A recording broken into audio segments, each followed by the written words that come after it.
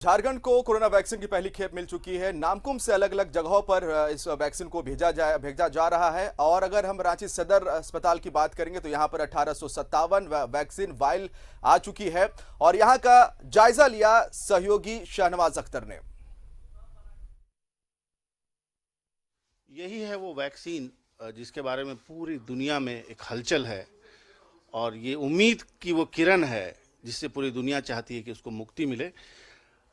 Vaccine आज सुबह 8 बजे ही झारखंड आई है और ज़िलों में उसका डिस्ट्रीब्यूशन भी शुरू हो गया है और ये वैक्सीन तमाम ज़िलों में भेजी जा रही है। 16 तारीख को एक नेशनल ड्राइव कैंपेन चलने वाला है और ये वैक्सीन कितने टेम्परेचर में कहाँ रखे जानी है ये बता रहे हैं। आप बताइए ये कितनी वैक्सीन आपको प्राप्त हुई है रांची में, रांची के लिए? रांची के लिए वैक्सीन 1897 भाइल प्राप्त हुआ है। अच्छा। भाइल में इसमें 10 से गुना करेंगे वो डोज में कन्वर्ट हो जाएगा। अच्छा यानी 10 गुना आपको तो इसका मतलब करीब करीब और इसको +2 डिग्री टू +8 डिग्री के टेम्परेचर में इसको रखना है। अच्छा, तो ये अब धीरे धीरे आप अपने अपने सब डिविजन्स में भी भेजेंगे जहाँ रिक्वायरमेंट हो? यहाँ डिस्ट्रिक्ट से डिस्ट्रीब्यूशन बनेगा, उसके अनुसार हम लोग काम करेंगे। चलिए, तो ट्रेनिंग प्रोग्राम वगैरह सफल पहले ही हो चुका है? हाँ, ट्रेनिंग प्रोग्राम वगैरह सब मतलब बराबर होते रहा है। और वैक्सीन जब लॉन्च होने तो कल शाम में भी 6 बजे से VC के द्वारा सबको मतलब ट्रेंड किया गया। अच्छा, बैकअप लाइट के लिए क्या व्यवस्था है? क्योंकि अगर लाइट नहीं रही है तो ये फ्रीजर काम नहीं करेगा। बैकअप लाइट के लिए हमारे यहाँ जनरेटर सुविधा उपलब्ध है। अच्छा, बैकअप कैसे लाइट लाइट चली गई तो जनरेटर अपने आप चलेगा कि चलाने वाला कोई है? मेरे यहाँ चलाने वाले लोग हैं जो चलता है, चलाते हैं। अच्छा, क्या शुभ नाम हुआ आपका? मेरा नाम Chandrashekhar Azad, district cold chain handler Ranchi. District cold chain handler हैं ये चंद्रशेखर जी और इन्होंने बताया कि इतने भी डीप फ्रीजर इन्होंने लगाए हुए हैं, तमाम ILR लगाए हुए हैं। ये सब बैकअप से हैं, जनरेटर से बैकअप है और 2 डिग्री प्लस +2 से +8 डिग्री सेंटीग्रेड के बीच में इस दवा को स्टोर करना है। यानी 2 डिग्री से लेकर 8 डिग्री के बीच में इसका तापमान रहना है। इस बीच में कहीं पे भी आप रख सकते हैं। इसके लिए पूरी ट्रेनिंग हुई है और ये सारी ट्रेनिंग इन लोग कर चुके हैं, ये एक्सपर्ट हैं इस मामले में। अब वैक्सीन 16 तारीख को स्वास्थ्य कर्मियों को पड़ेगी, आप ही लोग को पड़ेगी। मेरे ख्याल से आप ही लोग स्वास्थ्य कर्मी हैं। कितना एक्साइटमेंट है आपको लेने के प्रति? एक्साइटमेंट तो है क्योंकि इतने बड़े विपदा से हम लोग गुजरे हैं, तो अब आ गया है तो हम लोग रिलैक्स हो जाएंगे। जब ले लेंगे तो हम लोग सुरक्षित हो जाएंगे उस चीज़ से। अच्छा, आप में से कोई ऐसा मिला है जो कि इसको लेना नहीं चाहता हो या उस पर कोई शंका हो कुछ? नहीं सर, ऐसा कोई ये नहीं।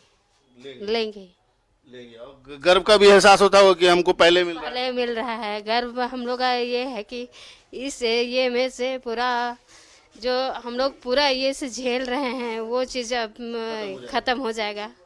चलिए ठीक है, क्या नाम हुआ आपका? रीना कुजूर, ANM रीना कुजूर उन लोगों में से हैं जो वैक्सीन को उन्होंने अपनी आंखों से देख लिया है और उसका जो टेम्परेचर इस बीच में वो रहना है वो भी समझ गई हैं। और अब 16 तारीख बहुत दूर नहीं है जब ये वैक्सीन फ्रंट रनर्स को, स्वास्थ्य कर्मियों को मिल जाएगी। कैमरामैन देवाशीष के साथ मैं शहनवाज अख्तर, न्यूज़ 11 भारत, रांची। तो कोरोना वैक्सीनेशन पर सिविल सर्जन से बात की है, जानकारी और ली है हमारे सहयोगी शहनवाज अख्तर ने।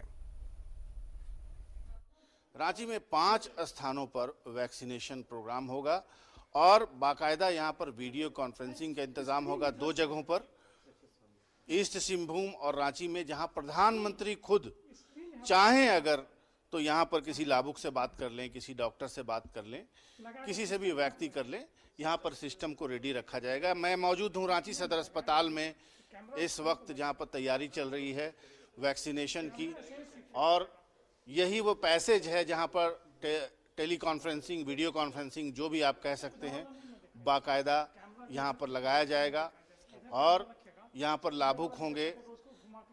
3 कमरे होंगे जहाँ पर पहले में रजिस्ट्रेशन होगा, दूसरे में वैक्सीनेशन होगा और तीसरे में ऑब्जर्वेशन होगा। हमारे साथ vice civil surgeon Ranchi Shri doctor Vijay Bihari Prasad ji हैं। सर, ये क्या कमरा है, कैसे कैसे इंतजामात हैं, कहाँ कहाँ? सबसे पहले तो ये कि वैक्सीन पहुँच गई है, कहाँ कहाँ सेंटर बना रहे हैं? चलिए सबसे पहले आप भी हम मुझे बधाई दे दीजिए, मैं भी आपको बधाई दे दूं, सब लोग एक दूसरे को बधाई दे दें कि वैक्सीन आ गया है। बिल्कुल। अब वैक्सीन आ जाने के बाद हम लोगों की जिम्मेवारी और हम लोगों की जितना ज़्यादा विजिलेंट रहे वो सबसे ज़्यादा ज़रूरी चीज़ है। तो यहाँ पर जो हम लोगों ने प्रबंध कर रखा है, जैसा कि आपको मैं बता दूं तो कि 16 तारीख को 5 जगहों पे वैक्सीनेशन का कार्य आयोजित किया जाएगा। सदर अस्पताल रांची, रिम्स, रातू, नामकुम और मेडिका। तो सबसे पहले जो व्यक्ति आएंगे, बाहर में एक गार्ड रहेगा जो कि सबके पास लिस्ट रहेगा कि कौन कौन बेनिफिशियरीज हैं। 100 बेनिफिशियरीज का लिस्ट उन लोगों के पास रहेगा। उसको वो चेक कर लेगा कि हाँ ये जिनका नाम है सूची में है उन्हीं व्यक्ति को अंदर आने दिया जाएगा। अंदर आने के बाद उन्हें एक वेटिंग हॉल में बैठाने की व्यवस्था की गई है, जहाँ पर कि पानी की व्यवस्था रहेगी, हल्की फुल्की जलपान की व्यवस्था हम लोग कर सकते हैं। उसके बाद टर्न आने के बाद वो वैक्सीनेशन रूम में जाएंगे। वैक्सीनेशन रूम में वहाँ पर जो वेरीफायर रहेगा वो उस चीज़ को देखेगा कि फोटो आई कार्ड के साथ पोर्टल पे कि सही व्यक्ति हैं। सही व्यक्ति निश्चित हो जाने के बाद उनको वैक्सीनेशन पड़ेगा। वैक्सीनेशन के बाद वो अपने पोर्टल पे डाल देगा कि इन्हें वैक्सीनेशन पड़ चुका है, और वो SMS उस व्यक्ति को भी चला जाएगा कि आपका वैक्सीनेशन हो चुका है, अगला वैक्सीनेशन आप इस तारीख को इस जगह 2 बार वैक्सीन पड़ेगा? हाँ, 2 बार 28 दिनों के अंतराल पे 2 बार वैक्सीन पड़ेगा। उसके बाद उस व्यक्ति को आधे घंटे हमको रोक करके रखना है, रोक के रखना है कि ऑब्जर्वेशन रूम में रखना है, ताकि अगर मोस्टली ये देखा जाता है कि जो भी साइड इफेक्ट होना रहता है वो विदिन हाफ एन आवर हो जाता है। अगर किसी भी प्रकार का साइड इफेक्ट या कुछ ऐसा होता है तो हम लोग ऑब्जर्वेशन रूम में हम लोगों की पूरी तैयारी है।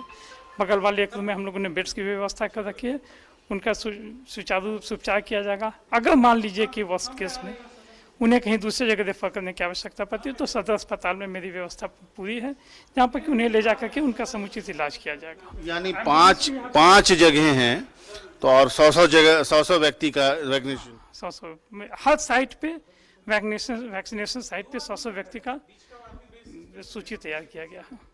पहले दिन आप कितना टारगेट आपने रखा कि अचीव करने? नहीं, 16 तारीख को तो हम लोगों ने 500 आदमी का होगा ही। उसके बाद 17 तारीख से हम लोग देखेंगे कि actual number of vaccination vaccine कितने आते हैं। उसी हिसाब से हम लोग साइट्स निर्धारित करेंगे कि कितने साइट, रिम्स में कितने साइट रखेंगे, नामकुम में कितने रखेंगे। ऐसे तो हम लोगों ने तैयारी पूरी कर रखी है कि हर ब्लॉक में मिनिमम 5 का हम लोगों ने तैयारी कर रखा है, और 10 की भी प्रोविज़न है कि 10 साइट हम लोग कर सकते हैं। सर, अब मान लिया कि जो फ्रंट रनर हैं, स्वास्थ्य कर्मी हैं, वो पूरे हो गए, 20,000 के आसपास आपके यहाँ हैं। अगर झारखंड में बात करें तो 1.25 लाख के आसपास होंगे, संख्या आगे पीछे हो सकती है।